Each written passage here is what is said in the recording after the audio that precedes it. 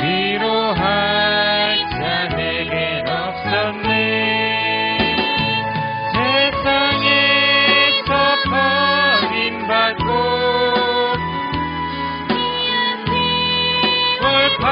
골팡팡하다 아버지를 만났을 때 죄인임을 깨달았네. 눈물로서 회개하고 아버지의 품에 안기어 죄악으로 더럽힌 몸 십자가에 못 박았네.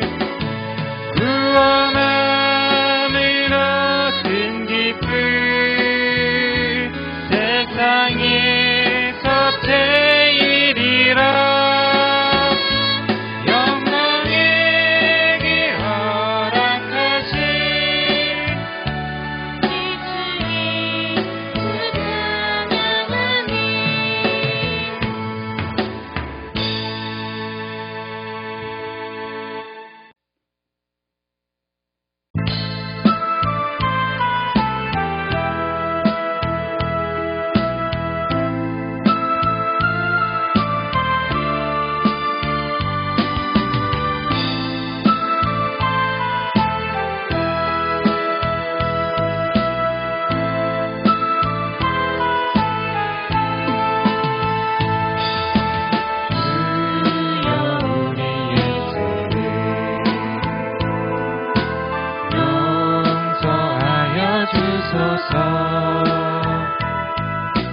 지난 날의 잘못을 사하여 주옵소서.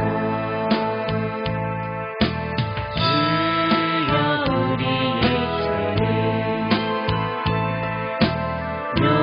용서하여 주소서. 지난 날의 잘못을 사하여 주옵소서.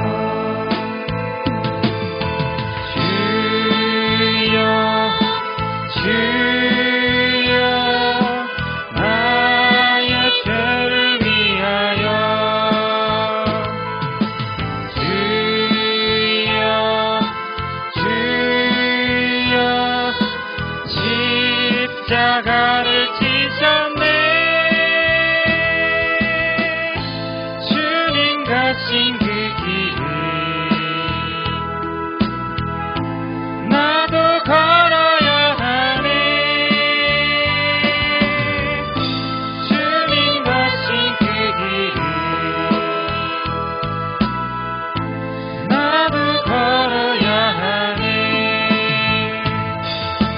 주여 우리의 죄를 용서하여 주소서. 지난 날의 허물을 사하여 주옵소서. 주여 우리의 죄를 용서하여 주소서. 지난 날의 허물을 사하여 주옵소서. 주여 주여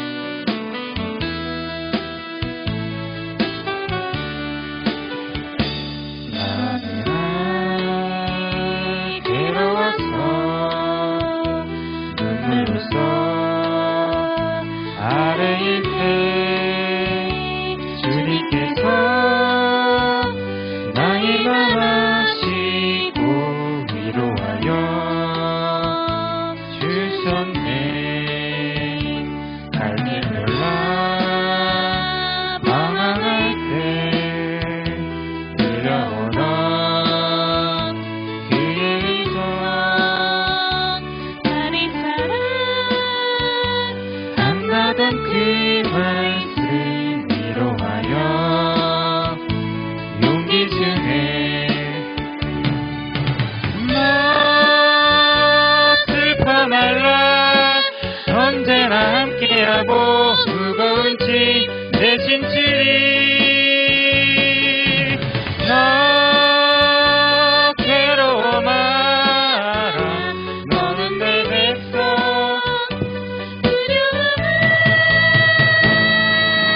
오 나의 주 평화의 주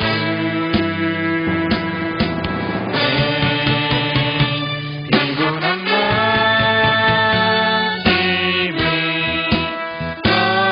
어디로 한 번 더 찬양하시겠습니다. 눈물 벗어 아르게 주님께서 나의 맘 아시고 위로하여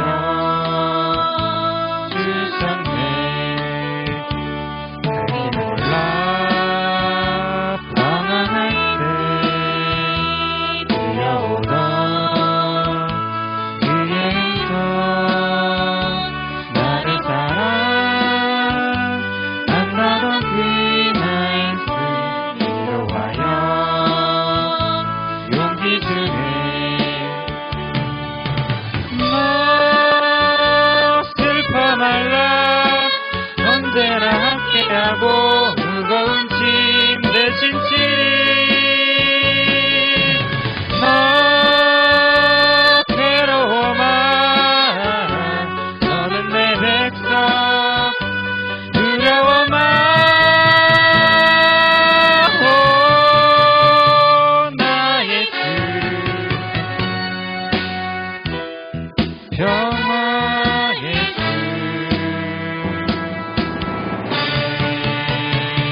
피곤한 마음이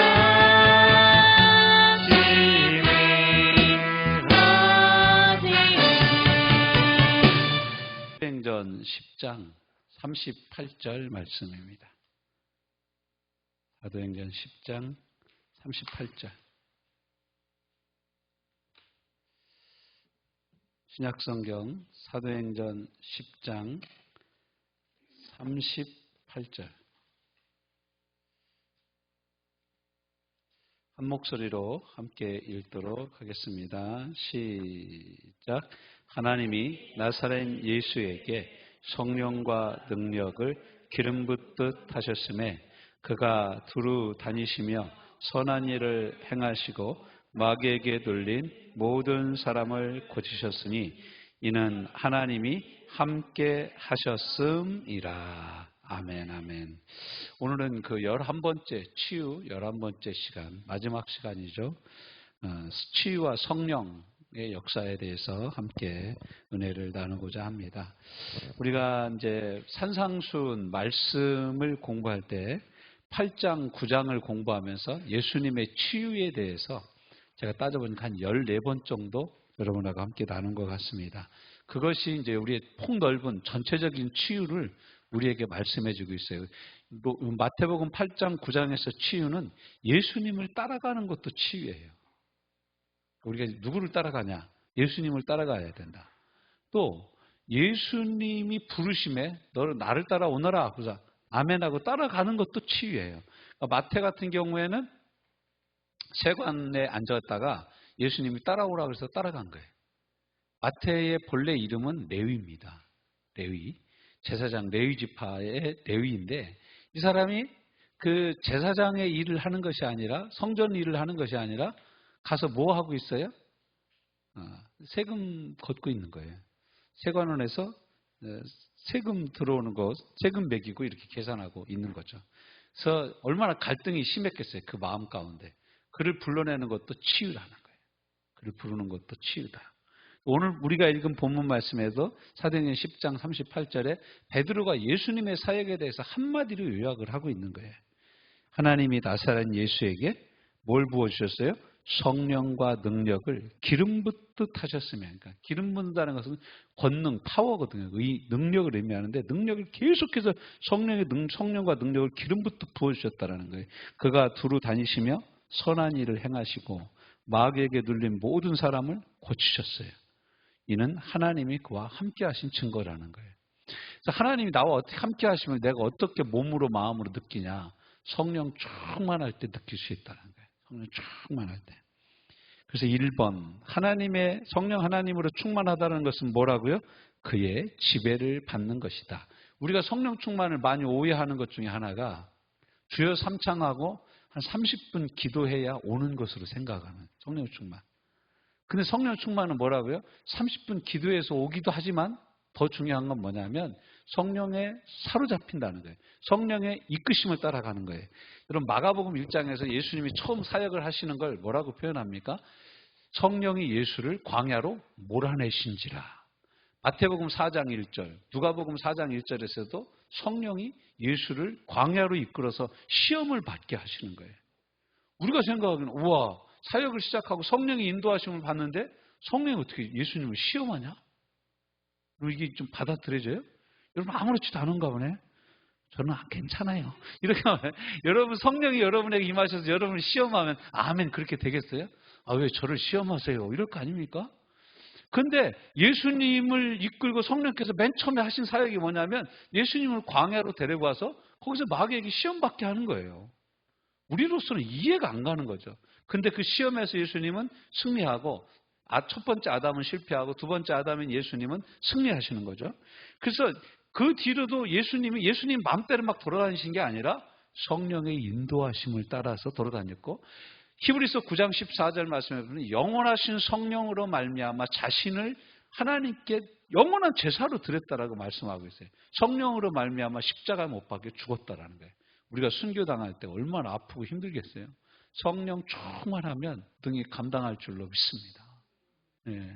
그러니까 여러분 속으로 아유 주님 저는요 순교 옆에 순자도 가지 않게 해주세요. 저는요 가늘고 길게 오래 살다 갈랍니다. 이렇게 생각하시면 그럼 두려워할 필요 없어요. 죽을 때 되면 죽는 거예요. 우리가 어차피 한번 죽는 거죠. 이제 제 개인적으로 우리 이제 이 옆집에 우리 김일교 씨가 이렇게 74세를 일기로 해서 일찍 돌아가셨어요. 근데 이분의 이제 제가 우리 교회 맨 처음에 이곳에 올 때 교회 건축 허가를 내야 되는데 여기 살면서 내야 되는 거예요. 주민등록 주소가 그때. 그래가지고 주소지가 이쪽으로 옮겨져야 된다. 그래가지고 제 주소지를 옮겨놓을 데가 없어가지고 그때 우리 A집사님네 잘 알았으면 거기로 옮겼을 텐데 여기 사시는 거예요. 그래서 제가 찾아가서 제가 선생님 제가 이쪽으로 이렇게 이사를 오게 되고 땅 여기다 건축을 해야 되는데 이게 건축법상 제가 여기 주민등록 주소가 여기가 돼 있어야 된답니다. 그랬더니 어디 전과 같은 건 없으시죠? 그러더라고요. 없다 그랬더니 그럼 저희 집에 해놓을 테니까 아무튼 건축하고 나면 얼른 옮겨가세요. 그러더라고요. 이제 그러고 나서 뭐 교회를 지은다고 하니까 뭐 이렇게 별로 안 좋아하시면서 뭐라고 그러냐면 그때 뭐 마이크 붙잡고 막 소리 지르고 그러는 건 아니죠. 그러더라고요. 그래서 그때 뭐 소리 지른다고 할 수가 있어요. 그래서 아닙니다. 그랬죠. 그래서 이제 아무튼 이분이 이렇게 돌아가시는 모습 저는 마지막을 좀 이렇게 뭐 병원에 좀 신방도 한번 가보고 싶고 그랬는데 원체는 비밀리에 입원해 계셨다가 비밀리에 가셔가지고 이제 동네 분들도 거의 못 보셨다고 그러더라고요. 이장님한테 물어봤더니 근데 이렇게 가시는 모습을 이렇게 보면서 생각이 참 많았어요. 생각이 참 많았어요. 이게 나이 먹고 철드는 거가 있죠.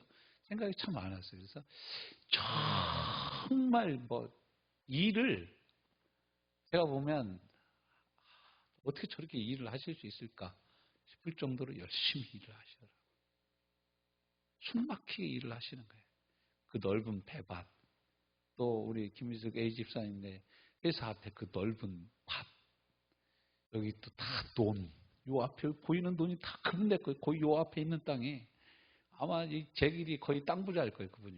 근데 그 농사를 저쪽에는 또 하우스 또 하고, 또 부인은 또 오산 그 오색시장에 또 이게 야채 같은 거 갖다 또 파셔요. 정말 숨막히게 사시는, 숨막히게 사는데.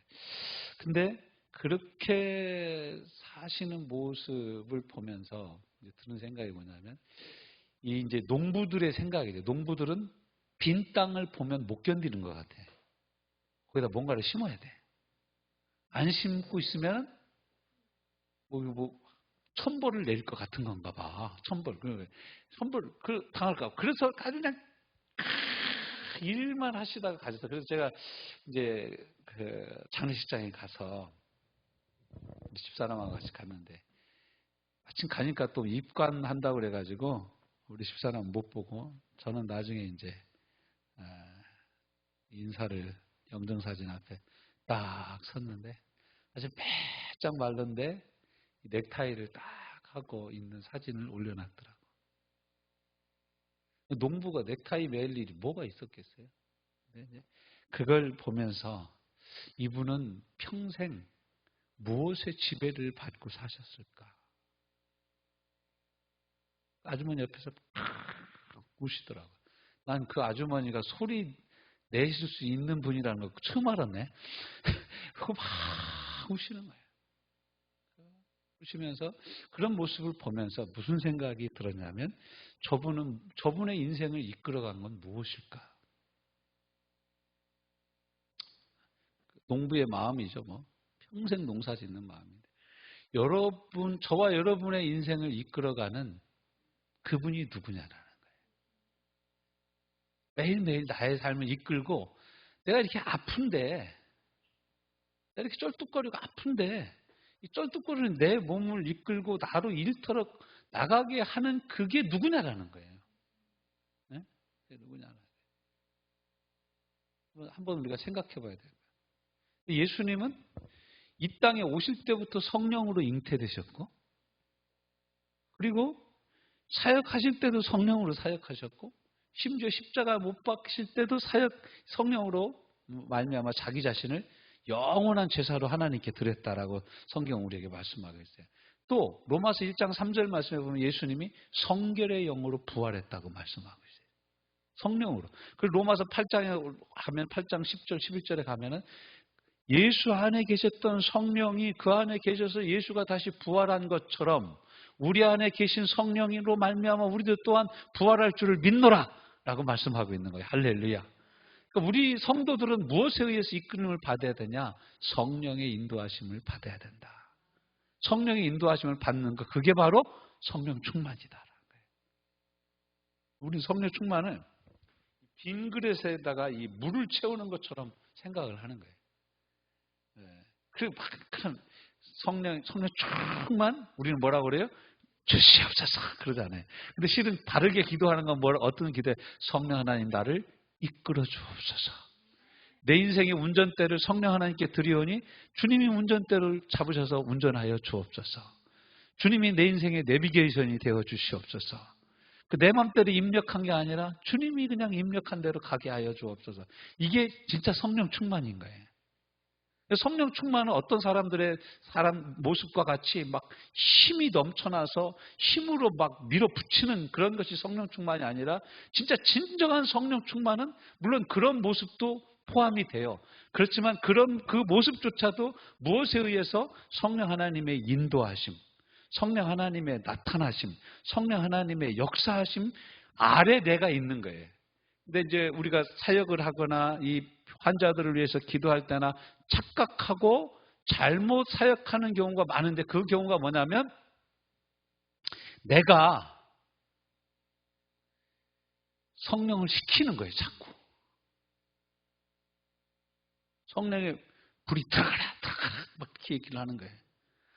저도 그렇게 많이 했어요. 실은 많이 했고 불 그래서 막 불 하면은 불이 막 계속 들어갈 줄 알았어요. 물론 들어가기도 합니다. 그런데 여러분 가만히 생각해 보면 성령님이 주님이시라면 그렇게 하면 돼요? 안 돼요? 안 되죠. 여러분 한번 성경 말씀 한 구절만 좀 살펴볼까요? 고린도 후서 3장을 한번 찾아보세요. 여러분이 그 성경 어플을 가지고 있는 사람들은 그 어플로 한번 보실래요? 고린도후서 3장. 성경 뭐 다번역 성경이라든가 이런 걸 한번 여러분이 켜보시면 제가 번역을 좀 다른 3장 17절. 네. 3장 17절을요, 여러분이 그 다번역 성경으로 이렇게 보셔서 그 위에 보면 개역 개정하고 나오잖아요.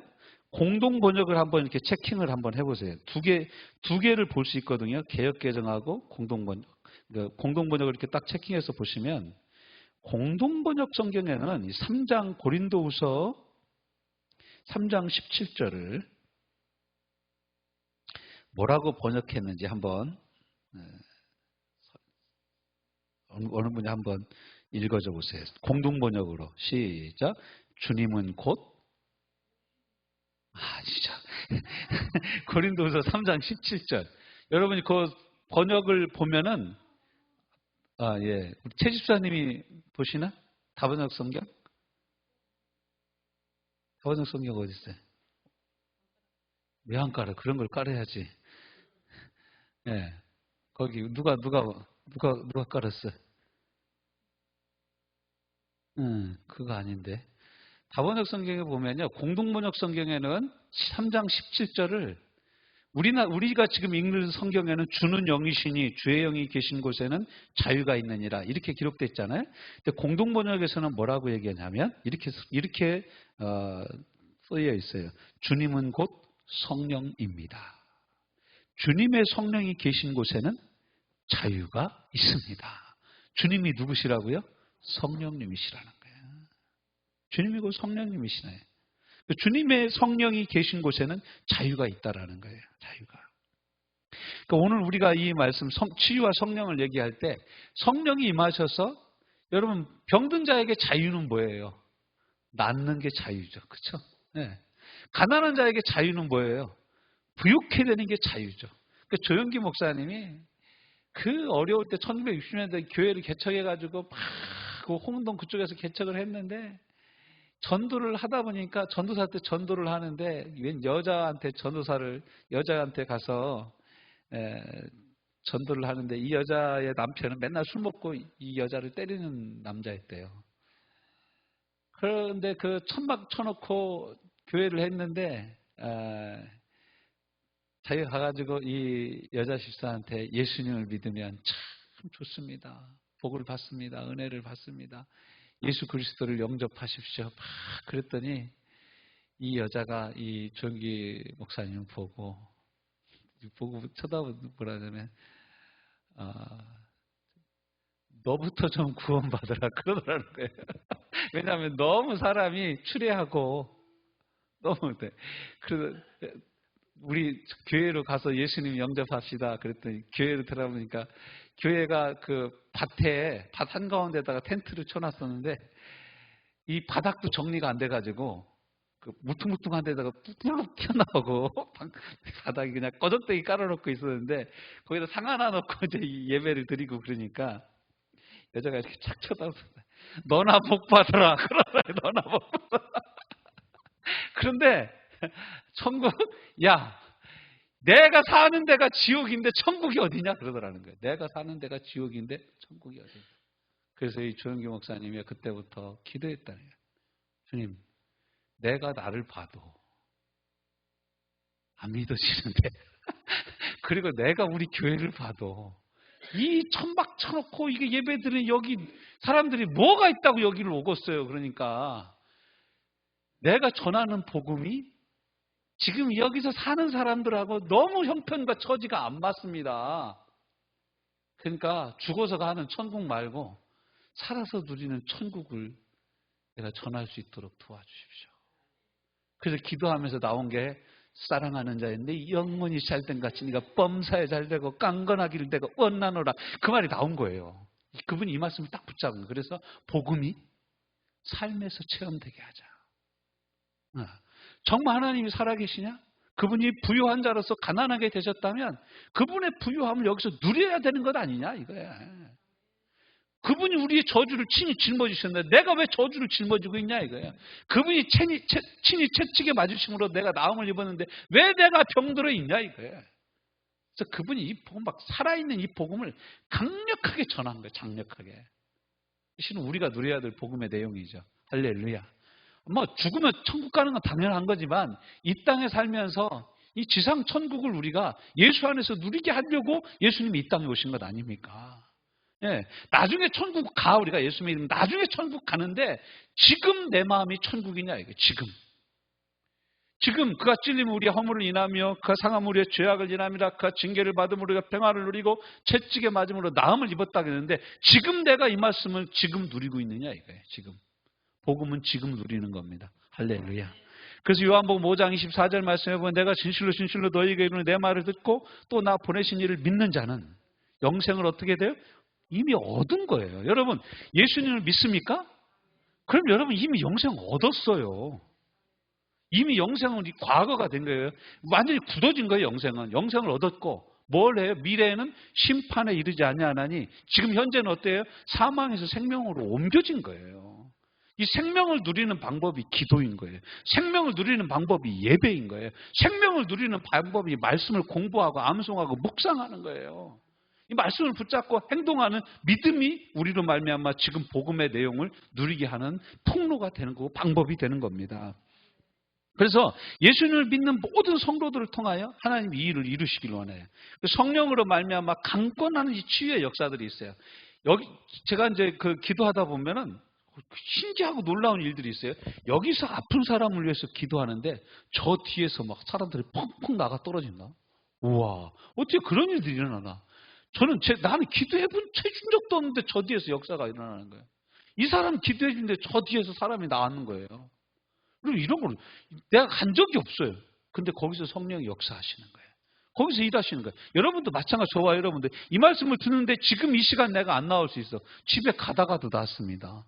집에서 꿈꾸다가도 낫는 거예요. 집에서 화장실 갔는데 낫는 거예요. 그냥. 우와, 그런 일들이 막 일어나는 거예요. 제 친구 목사가 인천의 청학헌생길의 목사인데 한 번은 철야 기도를 하는데 집사님 한 분이 변비로 너무너무 고생을 해가지고 목사님이 항상 배가 더부룩하다고 그렇게 얘기해서 기도를 막 했대. 그 친구 기도 이렇게 얘기해. 주여 똥이 엿가락처럼 쭉쭉 뽑아지게 하여 주옵소서. 이렇게 기도를 했대. 막 기도를 하고. 근데 그 친구가 하는 얘기야. 야, 근데 그 다음날 그 권사님한테 전화 왔다. 뭐라고 하는데, 목사님 기도하고 가는데 막 뱃속에서 전쟁이 일어나가지고 꼭 참고 있다가 변기에 딱 올라섰는데 그냥 우르르 쾅쾅 쿵쾅 막 천둥 번개가 쳐가지고 쏟아지기 시작하는데 밤새도록 쌌다라는 거야. 얼마나 쌌냐면 헐 정도로 쌌다라는 거야. 지금 쓰리다는 거야. 그러면서 전화가 왔다라는 거야. 그래서 그 친구가 하는 말이 엿가락처럼 쭉쭉 빼달라고. 저도 그래서 애들 막 아락실 같은 거 애들 많이 먹이잖아요. 똥 못 놓고 그러면. 그럼 막 기도하는 똥이 엿가락처럼 쭉쭉 빠지게 하여 줍시고 그래. 여러분 이게 어떻게 보면 참 리얼한 말인데 괜찮아요. 여러분 우리가 기도할 충분한 말인 것입니다. 충분한 기도인 거예요. 성령의 역사가 막 이런 역사 막 일어나는 거예요. 막 일어나고. 여러분 심장이 안 좋고 혈액이 안 좋고 탁한 사람들, 여러분 심장에 손 얹고 기도하잖아요. 하나님이 심장에 있는 혈액도 바꿔주십니다. 탁한 혈액 맑게 해주시고, 좁아진 혈관 넓혀주시고, 얇아진 혈관 튼튼하게 해주시고, 막힌 혈관 뚫어주시고. 그러니까 우리가 구체적으로 기도하는 거예요. 성령에서. 그럼 막 성령이 이만 역사하시는 거예요. 더 놀라운 사실은 여러분 신경 있잖아요. 신경. 이 척수에서부터 시작돼가지고 이 척추관 안에 신경이 다 들어가 있거든요. 꼬리뼈까지 신경이 쫙 들어가 있어서 여기서 쫙 가지치기 한 것이 사람입니다. 이게 다 신경인 거예요. 근데 기도하면 어떤 일이 일어나는 줄 아십니까? 성령에 막 불이 들어가면요, 쫙 신경을 타고 들어가가지고요, 눌린 신경을 뚝 펴줘 버립니다. 할렐루야. 여러분 중풍 걸려가지고 손 자기 멋대로 돌아가는 거 있잖아요. 기도하잖아요. 맡긴 신경을 하나님의 성령이 뚫으실 수 있는 거예요. 그래서 여러분 성령의 역사는 우리가 생각하는 것과 우리 생각을 우리가 상상하는 것을 뛰어넘어서 역사를 하시는 거예요. 우리가 이런 역사를 알면 심장에다가 기도하고 여러분 막 가슴이 벌렁벌렁하고 막 심근경색이 증세가 오고 뭐 뇌졸중 증세가 오고 일어나는데 어찌어찌하고 그럴 때마다 여러분이 뒤통수에다 손대고 막 머리에다 손 얹고 기도하세요. 뭐 심장에서부터 시작해서 머리까지 연결되는 모든 신경은 그냥 8차선처럼 쭉쭉 뚫릴지어다 막 기도하는 거예요 우리가. 근데 우리는 이런 기도를 너무 안 해. 아우 주님 고쳐주시면 좋고 안 나오면 내일 병원에 가겠사오니 이렇게 그러니까 우리가 하나님의 역사를 체험을 못하는 거예요. 여러분 성령의 능력과 성령의 역사하시면 우리의 상상을 뛰어넘습니다. 강력하게 이러한 사역의 본을 보이신 분이 누구시냐면 예수님이십니다. 예수님. 그래서 마태복음 4장 23절, 마태복음 9장 35절 예수님께 나오는 모든 환자를 고쳤어요. 근데 그걸 뭘로 고치셨냐? 성령의 능력으로 고쳤다고 사도행전 10장 38절은 우리에게 말씀하고 있는 거예요. 마태복음 8장 16절 17절도 자기에게 나오는 모든 사람을 다 고치셨다고 그랬어요. 우리는 다 못 고쳐요. 우리는 다 자주 실패하고 자주 넘어집니다. 근데 예수님 앞에는 예수님께는 못 고칠 병이 전혀 없어요. 나는 못 고치지만 주님은 다 고치십니다. 그러니까 우리가 우리 사역을 하는 게 아니라 예수님의 사역을 하는 것이니까 성령 충만 받아서 예수님의 이름으로 사역을 하니까 예수님의 이름으로 못 고칠 병이 없는 거예요. 자, 그 다음 이제 사도행전 1장 8절 오직 성령이 너희에게 임하시면 또 아까 말씀 나눈 것처럼 사도행전 10장 38절 나사렛 예수에게 성령을 기름 붓듯 하시며 두 번째는 뭐냐면 능력 행함의 은사예요. 이거 은사. 여러분 막 안진뱅이 일어나고 죽은 자가 살아나고 이러는 것은요. 물론 치유이기도 하지만 성경은 그것을 능력 행함이라고 그래요. 능력. 하나님의 능력이 나타났다. 큰 권능이 나타났다. 이렇게 표현해요. 큰 권능이 나타났다. 큰 권능이. 그래서 이건 믿음의 은사, 지식의 말씀의 은사, 병 고치는 은사 등 여러 은사들이 복합적으로 나타나는 거예요. 그러니까 한 사람의 병이 났는데 그 사람의 믿음, 그 사람에게 역사하는 하나님의 말씀, 그 사람에게 일어나는 여러 성령의 은사들이 종합 세트로 일어나는 것이 실은 치유입니다. 치유예요. 그러니까 많은 분들이 치유 사역을 못하는 이유 중에 하나가 뭐냐면 치유 사역을 성령의 은사로만 생각해서 못하는 사람들이 의외로 많아요. 나는 뭐 병 고치는 은사가 없는데 나는 이런 사역 안 해도 돼. 그게 아니에요. 믿는 사람들은 누구든지 병든 자들에게 손을 얹어 기도할 의무가 있어요. 그리고 특권이 있는 것이죠. 자, 예수의 증인으로 복음이 증거될 때 가장 많이 성령의 역사가 나타납니다. 그러니까 생명과 구원이 연결될 때 가장 많은 이 치유의 역사가 일어나요. 여러분도 누구 전도 대상자 있잖아요. 그 전도 대상자 기도할 때 아프다고 그러면 기도해 줘 보세요. 잘 낫습니다. 신기하게 낫습니다. 제가 그 캐터필라라고 그 박원영 집사님 사장이었던 그 회사에 이제 원목처럼 가서 이렇게 신우회 예배를 인도했습니다. 근데 거기요, 그 박원영 집사님이 그 직원들 중에 아픈 사람을 계속 예배 때마다 데리고 오는 거예요. 12시부터 1시까지가 점심시간인데 12시 반쯤에 모이라고 그래요. 근데 여러분 12시 반에 밥 먹고 누가 와요? 밥 먹고 담배 한 대들 피고 그러고 다 보면 12시 한 45분쯤에 온다. 그러면은 제가 말씀을 5분 정도 전하는 거, 5분. 한 10분 전하면 사람들이 자꾸 시계 쳐다봐. 그래서 5분 딱 전하고 아프신 분들은 기도받고 가세요. 그러면 이제 한 5분 정도 기도를 해주는데 와서 예배 드리고 기도 받으려고 하는 사람들이 믿는 사람도 있는데 안 믿는 사람이 훨씬 많아. 사장님이 오라니까 끌려온 거야. 근데 말씀 듣고 여러분 믿으면 병이 낫습니다. 그러니까 뭐 믿어나 보지 뭐 이렇게 얘기하는 사람들이 낫고 가는 거야. 그러니까 그 사람들이 계속 나오는 거예요.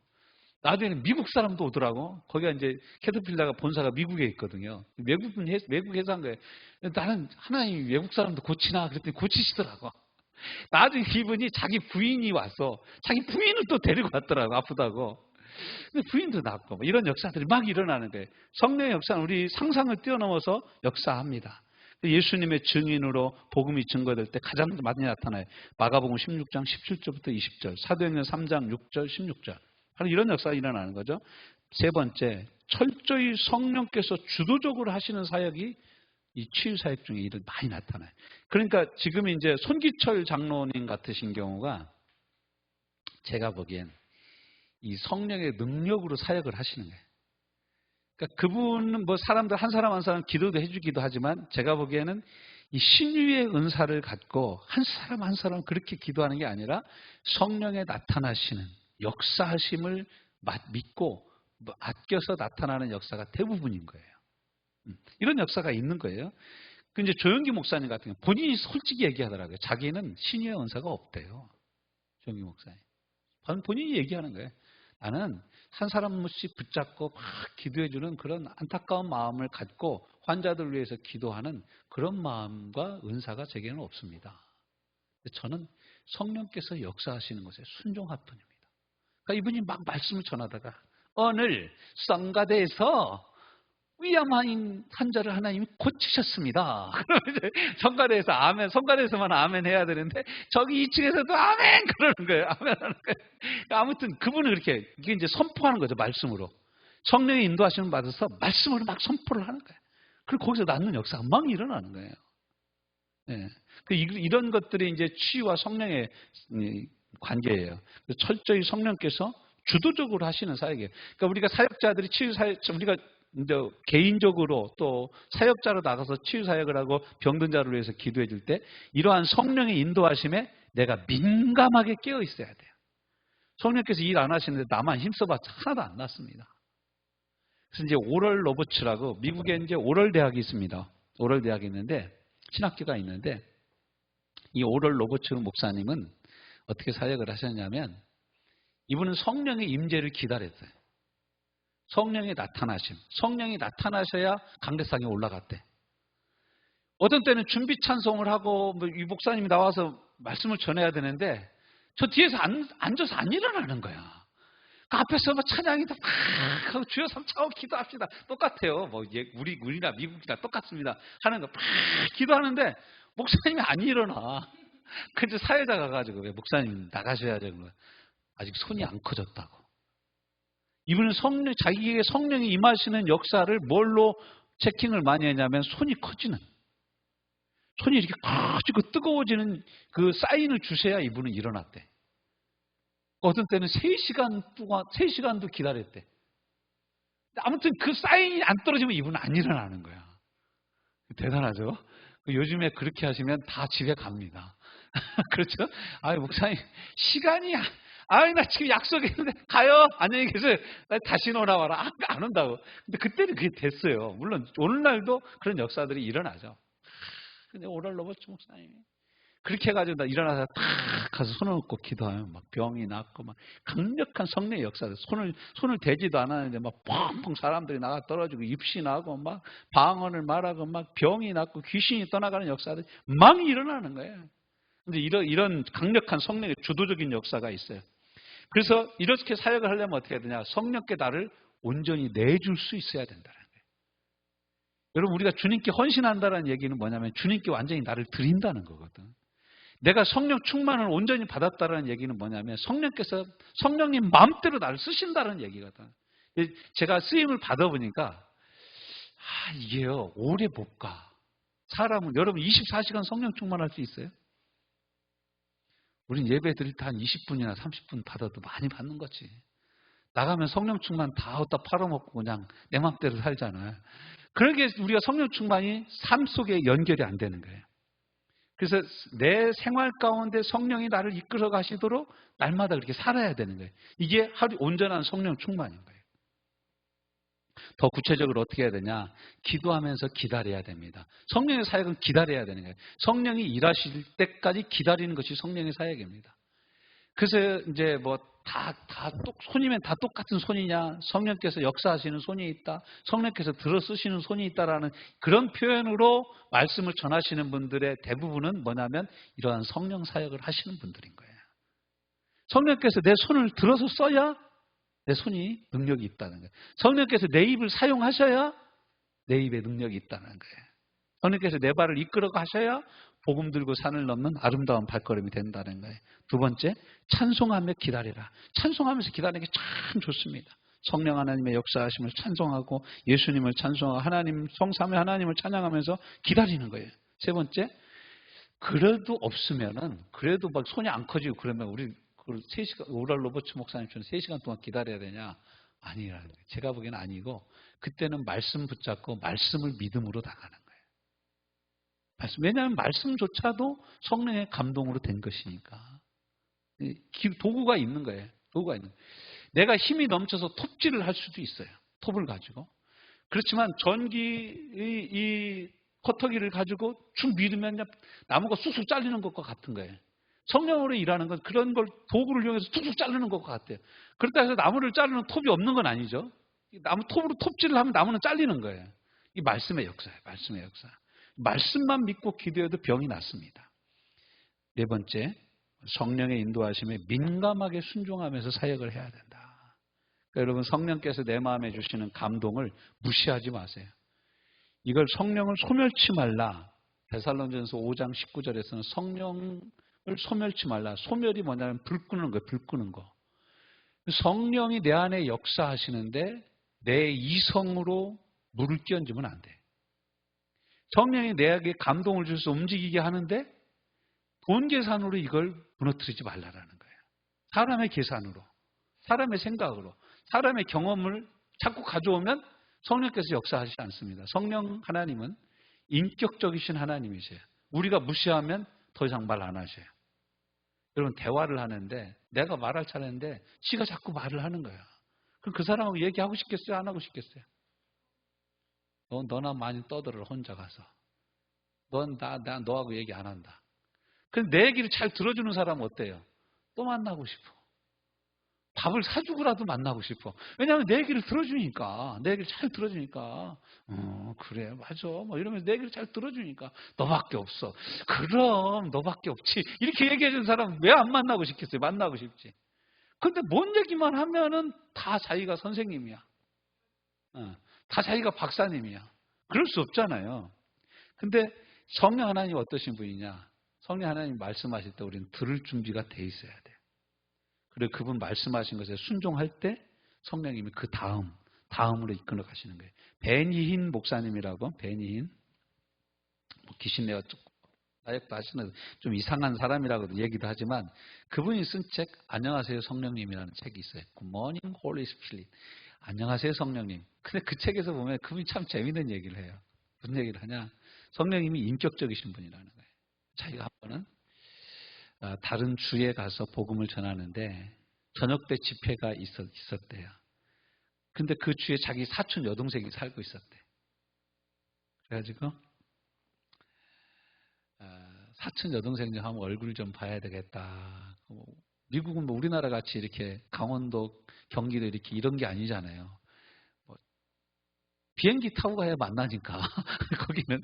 그래서 오래간만에 한번 와서 얼굴 보고 밥이나 한번 먹어야 되겠다. 그리고 이제 그 교회 목사님한테 양해를 구하고 저녁 식사는 제가 우리 사촌 여동생하고 하고 교회로 예배 인도하러 가겠습니다. 그러고 나서 이제 호텔에서 사촌 여동생하고 전화하고 만나러 호텔에 가는데 성령님께서 그러시더라고요. 그 약속 취소하고 너는 지금부터 저녁 집회를 위해서 기도해라. 그런 마음을 주셨어요. 베니 목사님. 베니 목사님이 그러지 마시고요 성령님. 제가 이 사촌 여동생 너무 오래간만에 보는 거니까 보고 기도하겠습니다. 그랬더니 성령께서 그 다음부터 베니 목사님한테 말씀을 안 하시더래.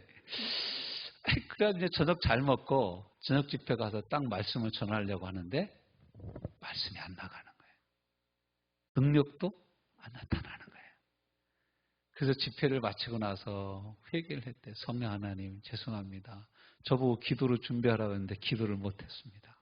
제가 성령님의 말씀에 인도하심에 불순종을 했습니다. 제 죄를 용서하여 주옵소서. 그리고 나서 회개하고 나서 그 이튿날 집회할 때는 성령께서 또 일을 하시더라는 거예요. 여러분 성령의 역사가 나타나는 데는 철저하게 성령님께 순종된 마음과 삶이 있어야 됩니다.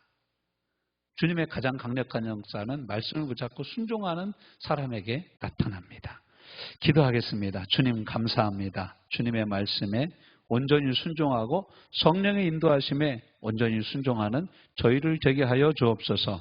11번에 걸쳐서 치유에 대한 말씀을 함께 나누었습니다. 치유와 말씀, 치유와 성령, 치유와 기도, 치유와 찬송, 이 모든 제목들마다 우리 마음속에 잘 심겨진 말씀이 되어져서 위기에 처할 때마다 이 말씀으로 우리가 살아나게 하여 주옵소서. 이 말씀을 붙잡고 치유의 은혜를 누리는 하나님의 사람들 되게 하여 주시옵소서. 돌아가는 발걸음들 위에도 성령의 인도하심을 따라가는 복된 발걸음들 되게 하옵소서.